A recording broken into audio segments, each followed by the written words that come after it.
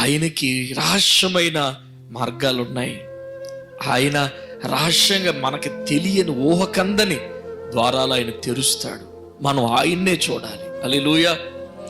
ఆయన స్వరం వినబడాలి. ఆయన అడగాలి. కనాను దేశములో కరువును తప్పించడానికి ఐగుప్తు దేశం దేవుణ్ణి అడగకుండా వెళ్ళాడు.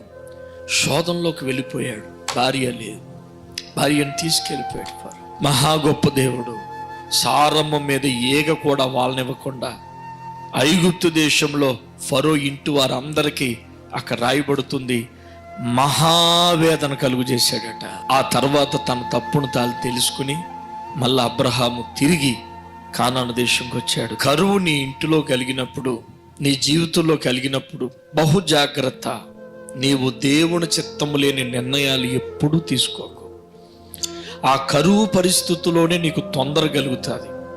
ఆ లేమి పరిస్థితుల్లోనే ఏదో ఒకటి చెయ్యాలని తాపత్రయం లేదు తాపత్రయం అని నేను అన్నాం. నీ మనసే నిన్ను తొందర పెడతాది. ఆ పరిస్థితులు నిన్ను తొందర పెడతాయి. సో నువ్వెప్పుడు కూడా దేవుణ్ణి చూడాలి, కృప కొరకు కనిపెట్టుకోవాలి. ఆయన నీకేం చెప్తున్నాడు, ఏం చెప్పబోతున్నాడు అనేటువంటి ఆలోచన కలిగి ఆకాశమందున్న దేవుడిని కొరకు నువ్వు కనిపెట్టుకుంటే